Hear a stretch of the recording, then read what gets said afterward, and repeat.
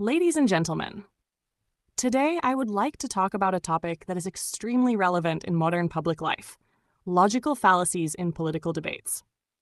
Political discussions are supposed to help citizens understand different viewpoints, compare arguments, and make better decisions.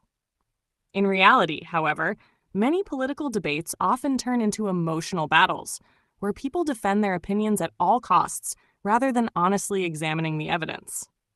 A logical fallacy is a mistake in reasoning.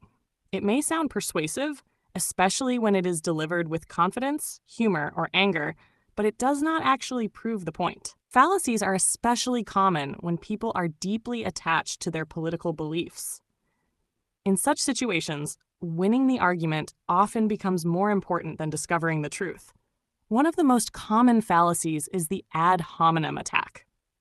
Instead of responding to someone's argument, the speaker attacks the person.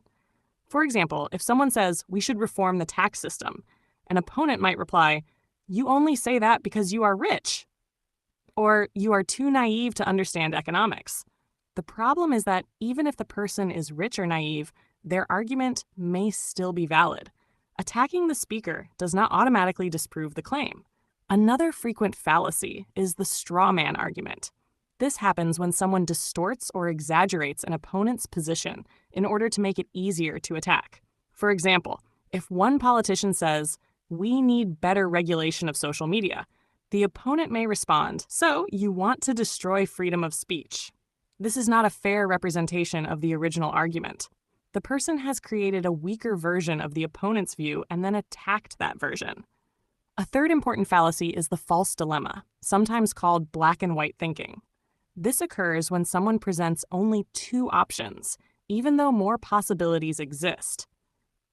In politics, we often hear statements such as, "Either you support this policy or you hate your country." This is manipulative because reality is usually more complex. A person may love their country and still disagree with a specific policy. The fourth common fallacy is the appeal to emotion. Of course, emotions are part of political life, and they are not always irrational. However, a problem arises when emotion replaces evidence. Politicians may use fear, anger, pride, or pity to make people accept a position without thinking critically. For example, a speaker may show dramatic images or use frightening language to make voters feel threatened, even if the actual data does not support such panic. Another widespread fallacy is whataboutism. This happens when someone avoids criticism by pointing to another problem, often committed by the other side. For instance, if a politician is accused of corruption, they may reply, "But what about your party's scandal 5 years ago?" That other scandal may be real, but it does not answer the original accusation. Whataboutism changes the subject and prevents accountability. We should also mention the appeal to popularity, or argumentum ad populum. This fallacy assumes that if many people believe something, it must be true. In political debates, someone might say, "Millions of people agree with us, so we must be right," but popularity is not proof. History gives us many examples of widely accepted beliefs that later turned out to be false or morally unacceptable. A key psychological factor behind these fallacies is cognitive dissonance. Cognitive dissonance occurs when people experience mental discomfort because new information conflicts with their existing beliefs, identity, or values. In political debates, this can be very powerful. If someone has supported a party or ideology for many years, admitting that it made a serious mistake may feel like a personal defeat. Instead of changing their opinion, they may reject the evidence, attack the source, or invent excuses.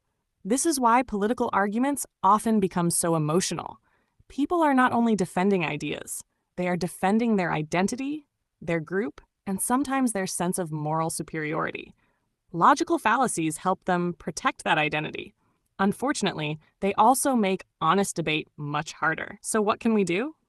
First, we should learn to recognize fallacies, both in other people's arguments and in our own.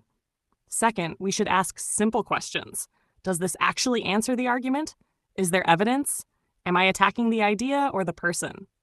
Finally, we should accept that changing our mind is not a humiliation. It is a sign of intellectual maturity. In a healthy democracy, disagreement is necessary.